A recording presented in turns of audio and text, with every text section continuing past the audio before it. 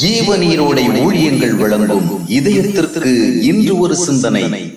ஆசீர்வாத தடைகள். அநேக நாட்களாக உபத்திரவத்தின் பிடியில் சிக்கி ஒவ்வொரு நிமிடமும் தாங்குணா வேதனை அனுபவித்துக் கொண்டிருந்தான் யோபு.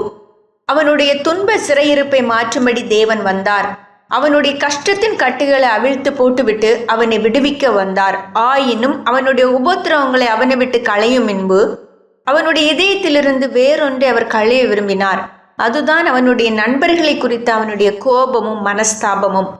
தன்னுடைய துன்ப வேளையில் தங்களின் வார்த்தைகளால் வெந்த புண்ணில் வேல் பாய்ச்சி அவர்களை குறித்து கசப்படையவும் மனஸ்தாபப்படவும் யோபுவுக்கு நியாயமான காரணங்கள் இருந்தன.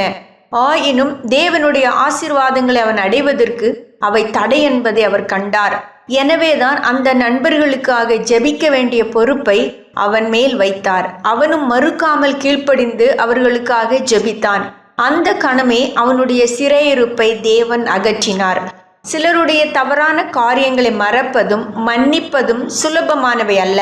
ஆனால் பிறரை குறித்த மனஸ்தாப உணர்வுகளும் கோபதாப சிந்தனைகளும் துன்பங்களிலிருந்து நமக்கு வரவேண்டிய விடுதலையை தாமதப்படுத்துவதோடு தேவனுடைய ஆசீர்வாதங்களை தடை செய்தும் விடுகிறது.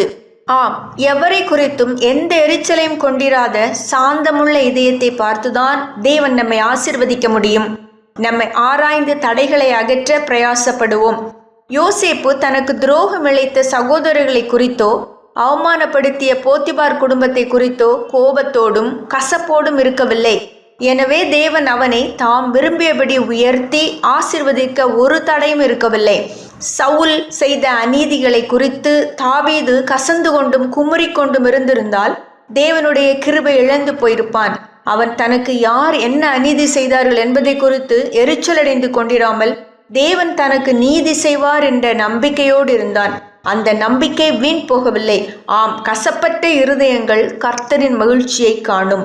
சிந்தனைக்கு, இன்னொருவருடைய அமைதியை பலவீனம் என்று கணிப்பவன் தன்னைத்தானே பலவீனப்படுத்திக் கொள்கிறான். இன்னொருவருடைய அமைதியை பலவீனம் என்று கணிப்பவன் தன்னைத்தானே பலவீனப்படுத்திக் கொள்கிறான்.